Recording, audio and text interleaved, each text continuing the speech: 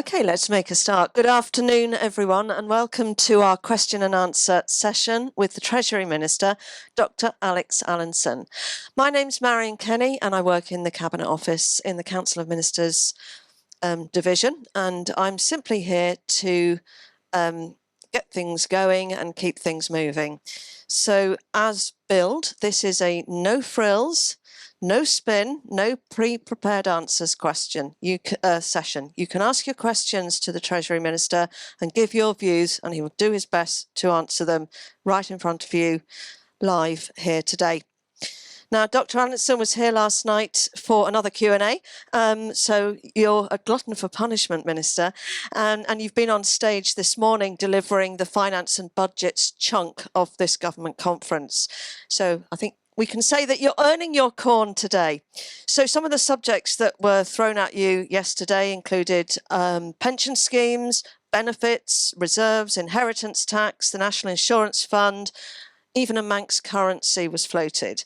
So these are all his bag, and you're very welcome to ask anything that is in his bag, and possibly a few things that aren't, and he'll have a go at answering them. Now, the way to ask your questions, there's two ways of doing it. You can stand up and ask your question in person, and we've got two people with a roving mic that will hand it to you. If you could just wait till you get the mic, because we are trying to record the session for those that can't come, so that we can hear the question.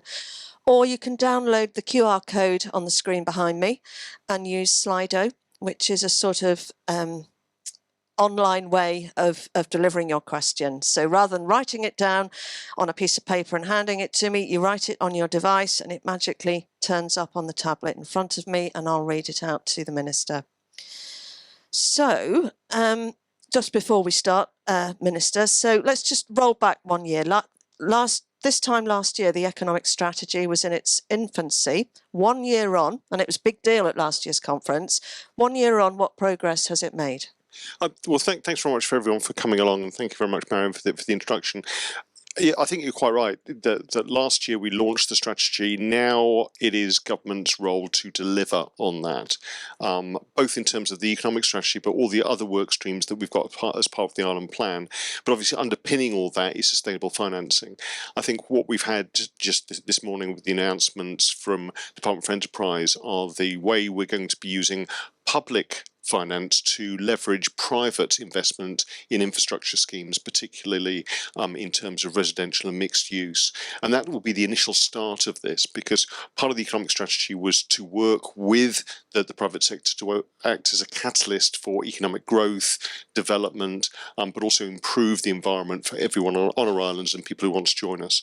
So there's that side of it. From a Treasury perspective, we've been doing quite a lot of work in terms of a review of the national insurance system, but also looking at taxation strategy that will be published by December in terms of that ongoing finance. And also we've seen the development of a skills and workforce board. We've been looking at the economy in general and seeing increasing number of jobs and increasing companies being registered here and setting up here.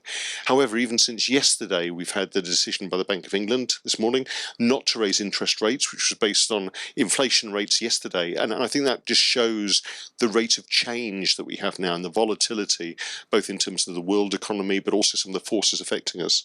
And so one of the big bits of the economic policy from a government perspective is that long-term view. We are in it not just for this administration, but for the administration afterwards and after that. Some of the foundations we're laying now hopefully should deal with some of the problems that my generation will face, but also my children's generation. And I think that's the important thing that came out of this morning and some of the discussions, is having both that political and economic stability is incredibly important for the island and is underpinned by the economic strategy.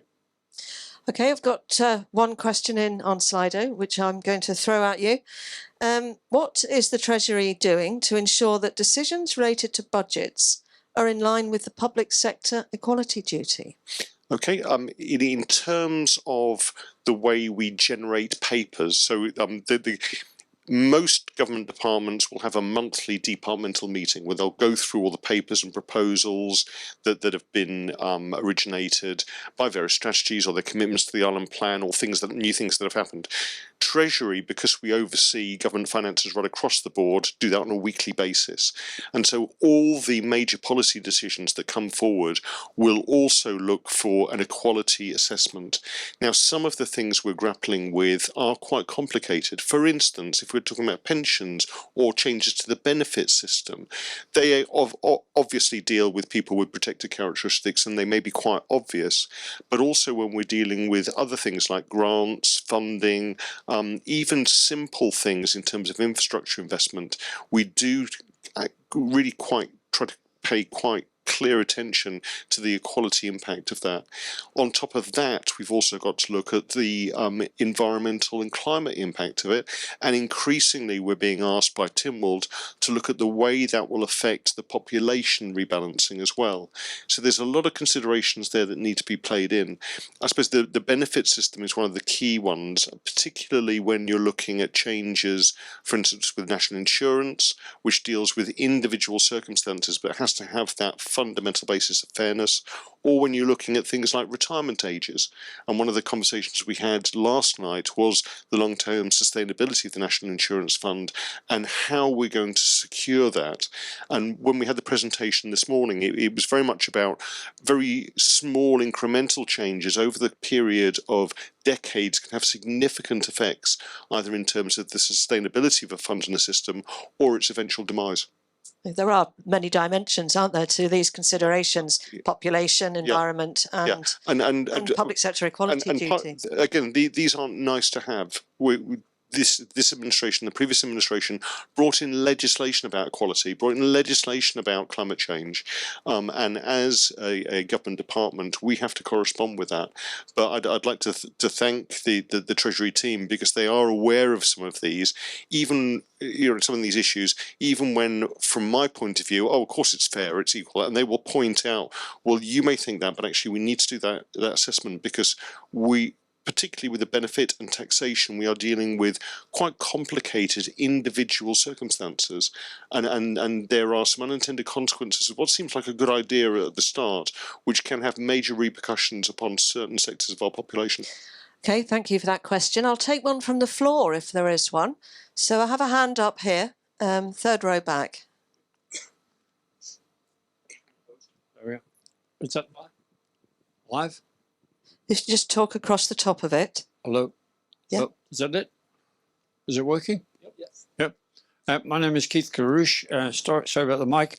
I've already posed the same question to the Treasury Minister this morning, and I'm concerned about the remarks that we heard from Mr. Jonathan Young of Griffon, who gave us a glowing report and said what a wonderful economy we have. And on the other hand, we've got the Treasury Minister off to the City of London. I think the number is 400 million that we borrowed from the city. Is that correct? No. No. How much do we borrow from the city? Okay. So can you ask a question and then I'll answer it? Yes. So I believe that you went to London and borrowed 400 million. Correct me on that.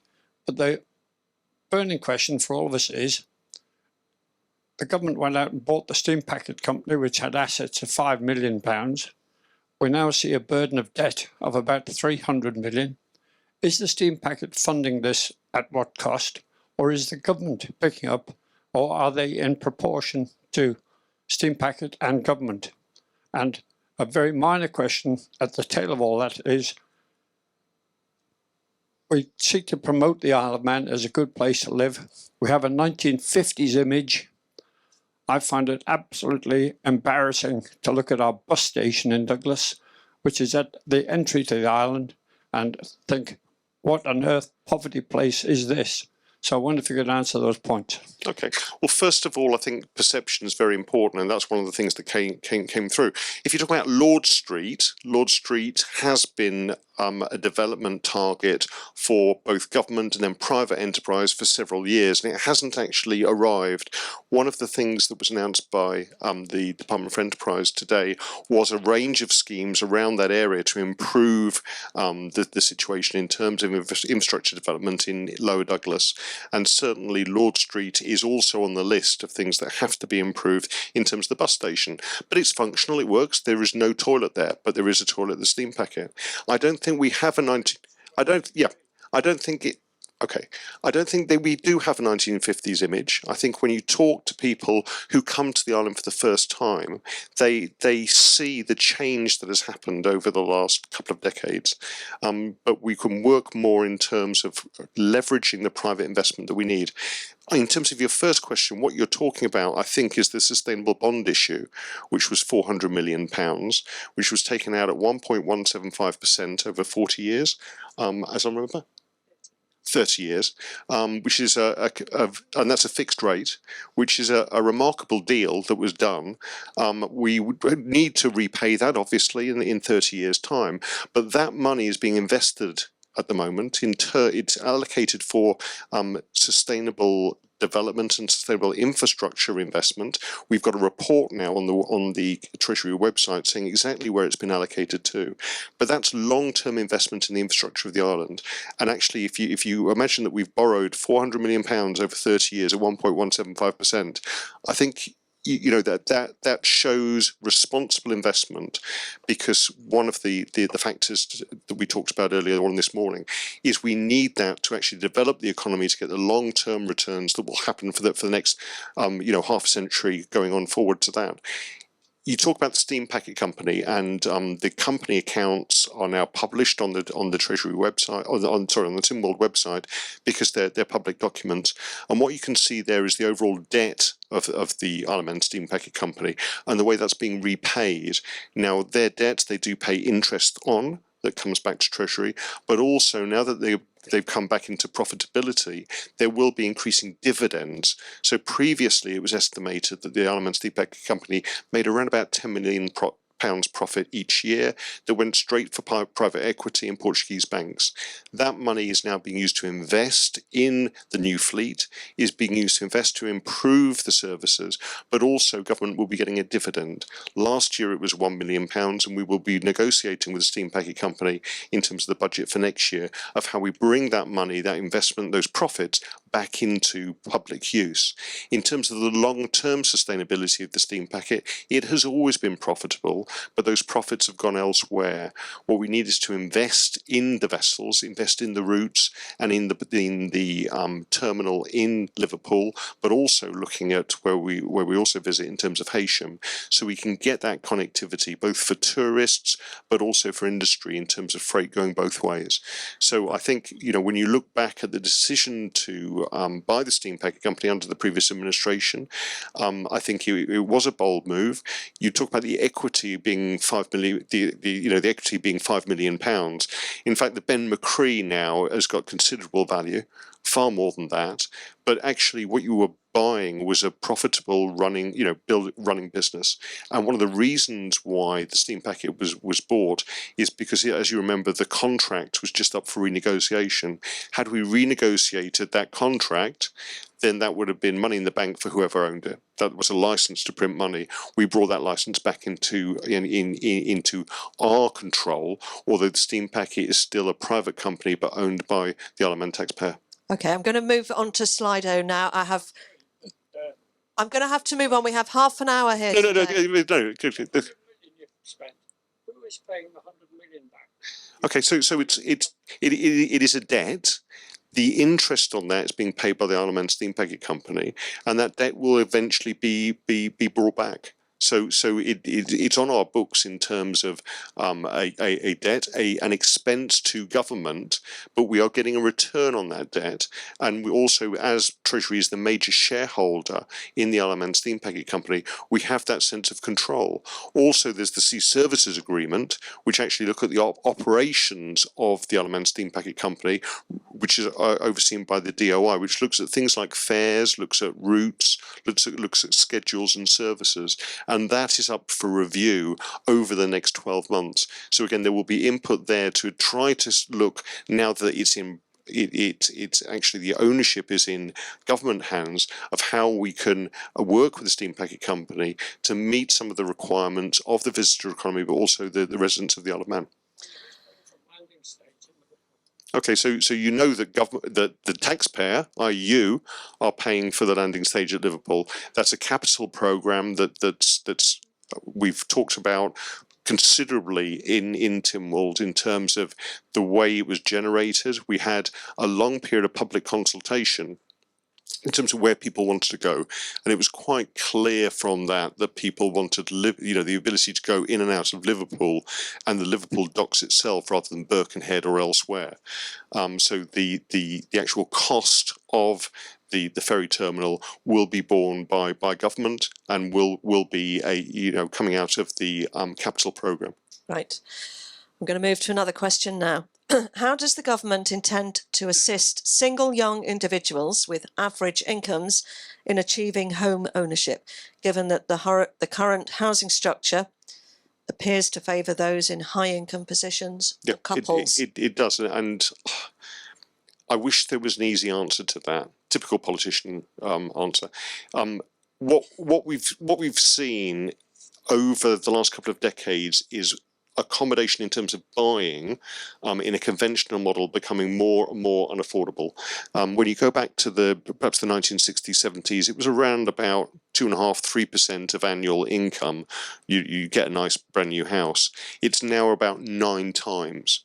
And that's unaffordable for most people. And increasingly we're seeing parents, being the bank of mum and dad, helping people just to get a deposit.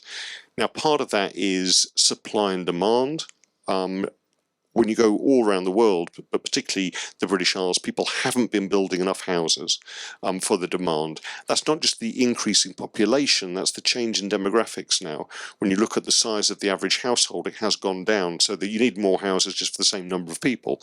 You need different houses which can adapt as people grow older, or as people spend more time at home rather than being in care.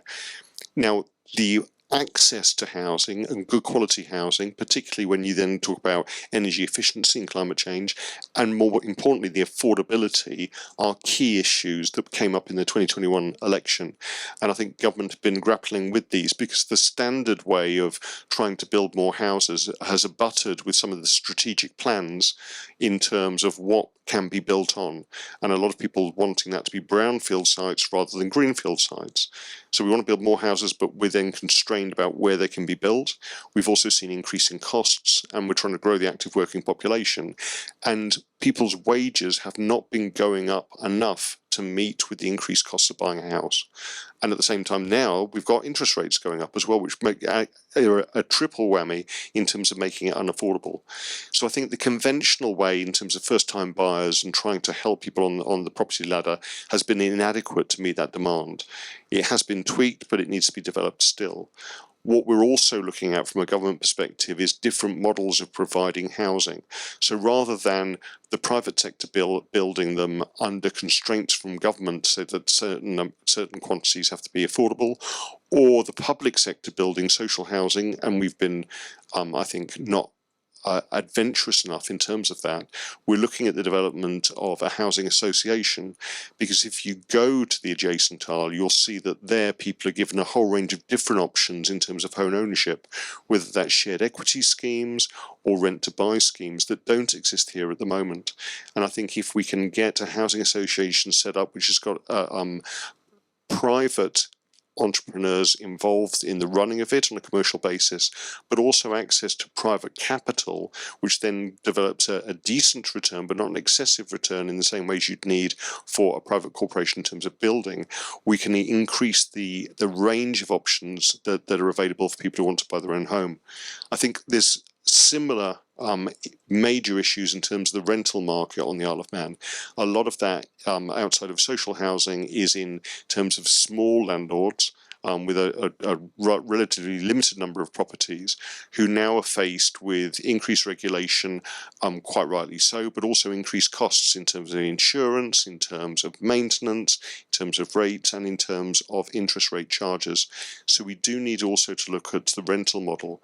One of the aspects that was talked about earlier on this morning is the MDC developing various developments such as the old nurses' home in Douglas, but also Westmoreland Village, and a lot of that will be for affordable rents.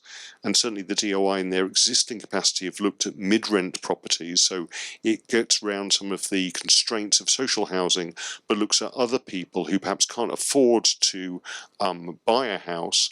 If they rent privately, they haven't got the capacity to save for a deposit, but there's a midway point there that we can develop to allow them to rent effectively, but also save to buy their own home if they want to in the future. And if you're interested in housing associations and the model that government is looking at present, there is a presentation and a panel discussion on the content of that presentation after the lunch break, which you'll see in your programmes. I'm going to move on to some more questions. Let's see if we can rattle through a few here.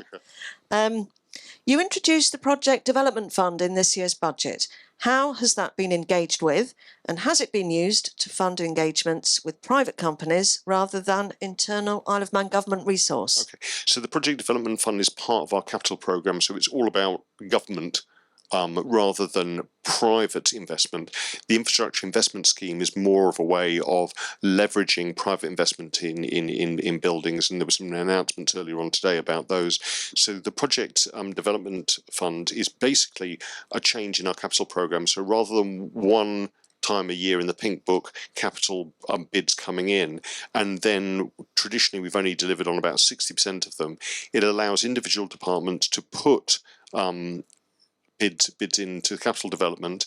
It then gives them the money to work those up to a decent proposal that can then come into Tynwald for voting 4 times a year.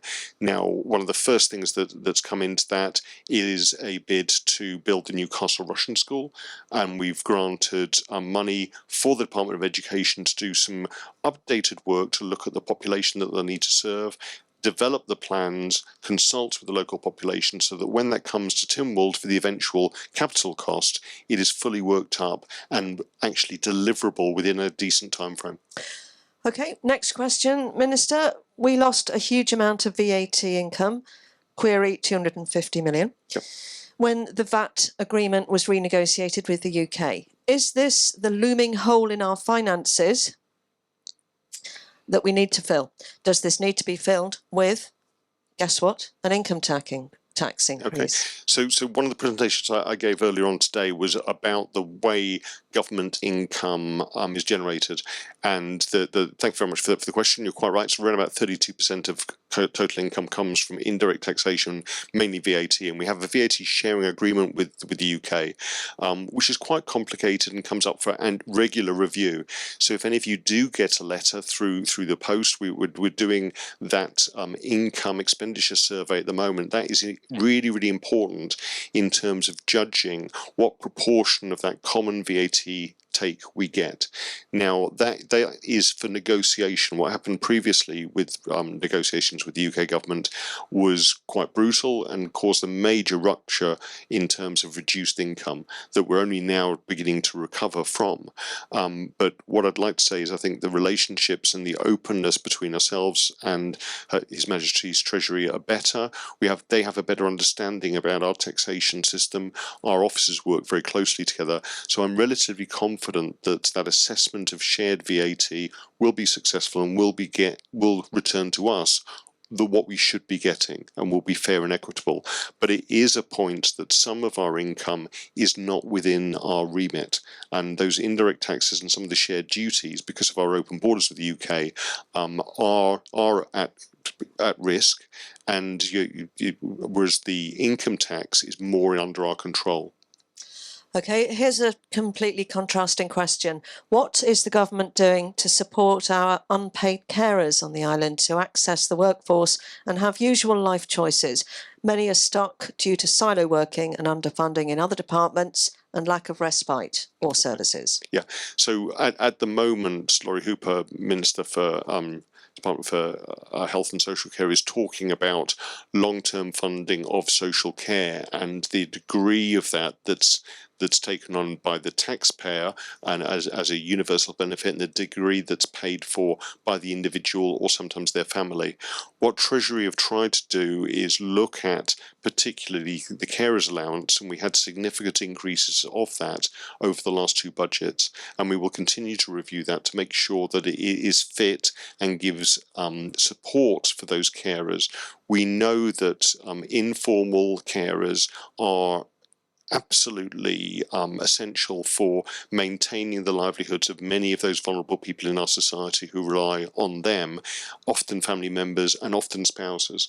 And when you look at the statistics, often carers are themselves. They have various issues. They may be elderly themselves, and they're taking on the burden. So we need to support them. The aspect of respite care is very important as well, and that ties back to that funding of social care to give people the right support at home and also the right respite when they need it. Okay, I have a scotch of questions on Slido, but are there any more from the floor? Yes. Just wait for the mic, please. Good afternoon. I was in the meeting before about potentially people paying towards their old age. Okay, we've always had to, and the differences that may be. So perhaps as a population, we need to encourage more saving where it is possible. I know it's not always possible for everybody. So my question is about the depositors' compensation scheme. At the moment, and it has been for a lot of years, been £50,000. Across it is £80,000. If you're encouraging people to save, surely we should have some sort of guarantee that if we do save and something goes wrong, then that we have some payback from Treasury. And it hasn't even gone up with inflation. So are there any plans by Treasury to actually put the amount up? Yeah. Thank you very much for the question, and this is something that's come up in Tynwald as well. You're quite right. The compensation scheme, should a bank go bust, is higher in the UK. It's £50,000 here. We have the same level as Jersey and Guernsey. It's not index linked. It hasn't changed for a considerable point of time. We had the issue with the Icelandic banks when they went and having to bail that out, and that ended up with the taxpayer. And even with the existing scheme, should a bank, default, the Treasury would be liable for up to £200 million. I mean, that's a huge dent even on our reserves. So whilst I think the depositor compensation scheme is very important for that security of savers on the Isle of Man, it also comes at a potential cost to the whole island economy. So we have to be quite careful about how we make changes to it. When you look at the number of depositors on the Isle of Man, it's significantly less than it was previously. And one of the other issues is they share that all the other banks would share some of the burden as well. And so whilst we are in constant talks and negotiations both with the banks and with the FSA, there are no plans at the moment to increase the depositor compensation scheme. Okay, and this has got to be our last question, I'm afraid. Why can't we get, it's very direct, why can't we get on with supporting or funding an island airline to sort out the current ridiculous situation, which the questioner says is harming the reputation of the island to businesses and tourists? Yeah. So why shouldn't government run an airline? I would need about an hour to tell you why. Can you give it to us, please, in 5? Yeah, okay, so cost, expertise, the fact that the domestic aviation market at the moment is still in free fall post-COVID. I mean, even before COVID, and I won't use that as an excuse, we saw EasyJet go bankrupt, we saw Stobart go bankrupt, Flybe, I beg your pardon, Flybe, go bankrupt, and we've seen how expensive it is to run airlines and how volatile the situation can be. What government have done is worked with the existing domestic airlines, and really all we've got to work with at the moment is EasyJet and Loganair. We were hoping that BA would develop some of their schemes, but they haven't. We're also working with Emerald Airways coming from Ireland to try to increase those routes, and where necessary we're subventing those routes to get that connectivity. Some of the problems that we've seen in terms of delays and cancellations are to do with the airport, and significant time and investment has been put into Ronaldswade. A new board has been set up to try to get them up and running, particularly in terms of air traffic control, and most of those immediate problems have been dealt with. But we've also seen significant issues with the air traffic control both in Europe and recently in the UK. So we're still in a state of flux. I do not believe it would be a good use of taxpayers' money to start buying airplanes, hiring crews, and trying to get that expertise to run an airline. However, it is something that's come up on a regular basis that government is still looking at as the best way of establishing that connectivity, not only in terms of where we fly, but when we fly and how much it costs. Okay, I'm afraid we're out of time. Sorry. I will make sure the Minister sees all the questions that I haven't got to on Slido, and he is available. He'll be mingling during the break. Yeah, can I just thank you very much for coming along to the conference? There's quite a lot on today, and I'd encourage you to mingle, try to see what else is going on.